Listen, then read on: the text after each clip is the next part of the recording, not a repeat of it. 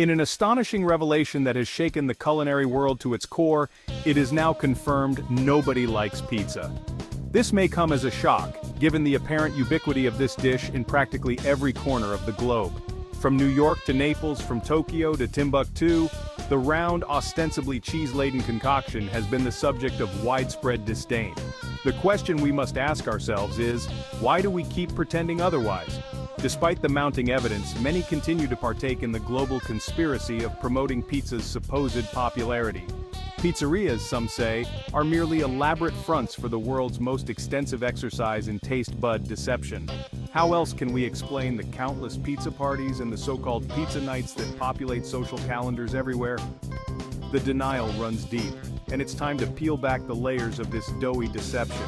As we forge ahead, let us brace ourselves for the unpalatable truth of why this dish has failed to win hearts and stomachs, and how, perhaps, pineapple might just be the unexpected savior pizza desperately needs. Why does pizza taste so terrible? Some argue it's the sauce, a sinister concoction that manages to be both bland and overpoweringly garlicky at the same time. Others point to the cheese, the cheese, which is rumored to be the plastic byproduct of a failed experiment to create recyclable bicycle seats. The so-called mozzarella is a mere facade, a culinary sleight of hand to distract from the pizza's inherent unpalatability. Then there's the matter of toppings. From soggy mushrooms that resemble wet laundry to bell peppers that crunch with the disheartening sound of broken dreams, pizza toppings do not so much enhance the flavor as plead for culinary asylum. Why else would someone consider anchovies or, heavens forbid, canned corn as appropriate toppings? It's not a meal, it's a cry for help. But let's not forget the meat and array of greasy, indistinguishable animal parts that could convince any devoted carnivore to consider a salad instead. When pepperoni is the best option on the menu, you know the culinary bar wasn't just set low, it was buried underground. The assaults on our palate begin with flavor, but they don't end there. No, the texture of pizza is where the real horror story unfolds. Imagine, if you will, a base so chewy it could be mistaken for a lightly seasoned yoga mat. Or perhaps a crust so hard it could be used as a makeshift weapon in a pinch. This is not just food, it's an endurance test for your jaw muscles. And then, the grease. Oh, the grease. It pools in dark, ominous spots, threatening to seep through the box and possibly even dissolve the table beneath.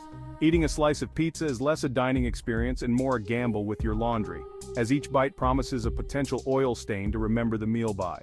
Dare we mention the phenomenon of the pizza flop? That tragic moment when all structural integrity is lost and your slice hangs limply from your hand, toppings sliding off like weary passengers from a sinking ship. It's a culinary betrayal of the highest order, a soggy testament to the failed promise of a good meal. In a world brimming with complex cuisines and intricate dishes, pizza dares to offer simplicity, and fails spectacularly at it. Its fundamental failure lies in its audacious assumption that less is more. But when dealing with ingredients of dubious quality, less is simply less, and sadly often less palatable as well.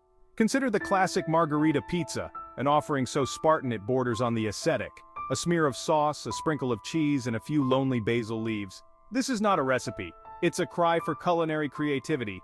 Where's the innovation, the adventure, the flavor? And yet pizza continues to be heralded as the ultimate comfort food. This is a comfort perhaps in the same way that a cardboard box might be considered a comforting alternative to a mattress. It's a settling, a sad resignation to culinary mediocrity, celebrated in hushed tones by those too weary to demand more from their meals. Section 5. The hysterical history of pizza. The history of pizza is as layered as the dish itself, though arguably less soaked in grease.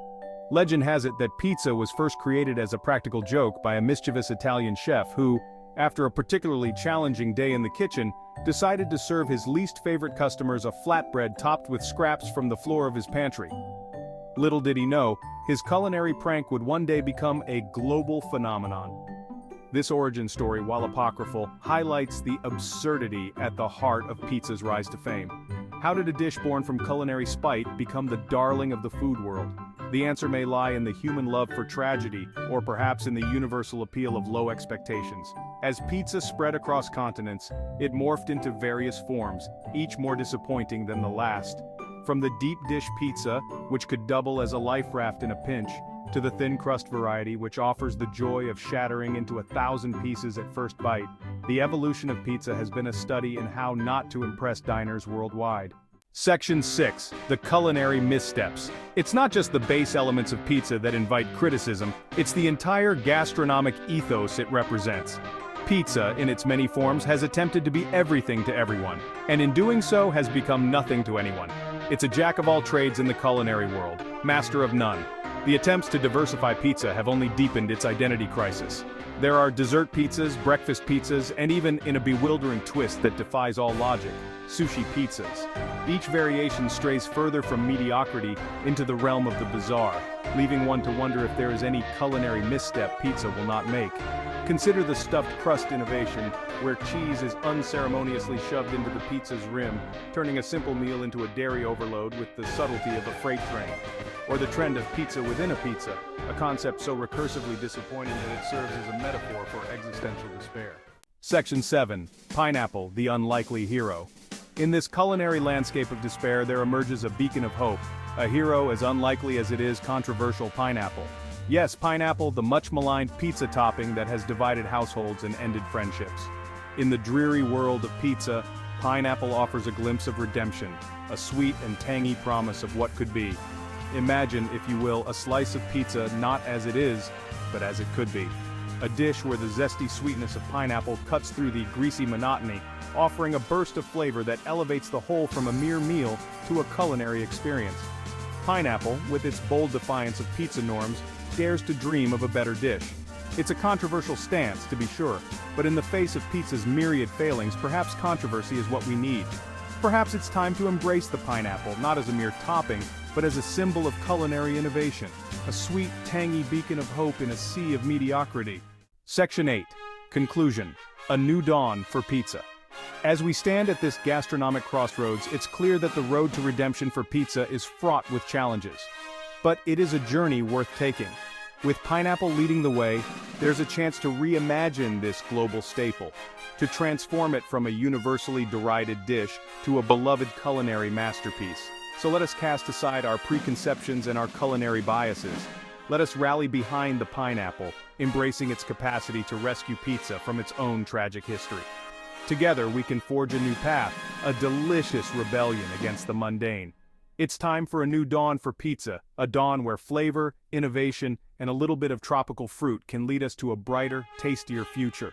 In this brave new world, pizza is not just tolerated, it is celebrated, reinvented, and loved, not in spite of its toppings, but because of them. Join us in this culinary revolution where every slice is a slice of paradise. Together we can make pizza great for the first time.